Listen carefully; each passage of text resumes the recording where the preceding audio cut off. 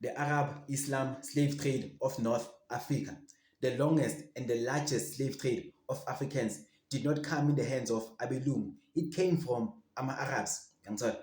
Ayikho nenye-one i-religion yafika nge-peace la e-Afrika.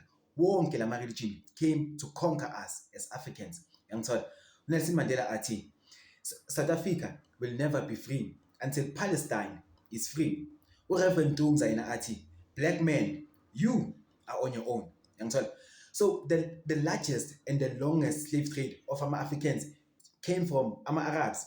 It lasted from 630 AD and it lasted for 1,300 years. Yazi yaphela ngo-1962. Iphela yini? Iqedwa yi-Yemen.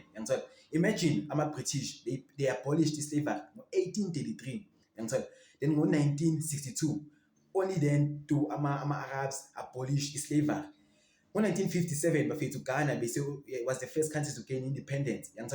Ghana was independent and many other countries in Africa had already gained independence. But despite which we were independent state, labantu laba still had ama-slaves.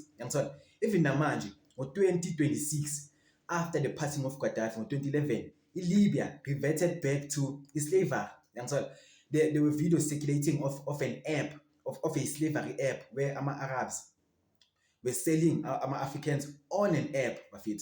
This was the longest and the most brutal slavery of Africans. Okay, when abelungu colonized Africans, there's evidence which abelungu were here and they colonized us. If we shall America, kuna mixed race, if we shall Britain, kuna mixed race, if we shall South Africa, kuna colored, a mixture of two races, proving what races are. However, in the Middle East, there are few black people because they used to castrate abantwana as young as 8 years.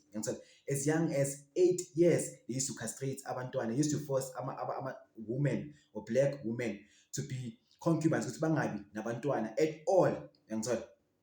So that is an Arab-Islam slave trade because Arabization goes hand in hand with Islamization. For example, Christianity ithi ekuqaleni komhlaba wayekhona uzwi wayekuNkulunkulu enguNkulunkulu. In the beginning was the Word and the Word was God. He was with God and He was God. IBhayibheli lama-Christian, the European Bible, has been translated to our languages. But even if we reject the culture, but we can accept the religion. However, Arabization, the Islamization is not like that. You cannot say ekuqaleni komhlaba wayekhona u-Allah. You cannot do that. You have to speak Arabic to understand Islam. Meaning which you have to conform to the culture of Arab to conform to the religion of Arab. Even though the Christianity now goes hand in hand with the European cultures. However, it is flexible compared to Islam, which holds an iron fist. Which if you want to be an Islam, you have to be Arab. You have to practice Arab culture. Even if you are not from a desert, as if you are from a desert area. You understand? The Islamization and the Arabization of Africans came through an iron fist. They came, they conquered, and they ruled.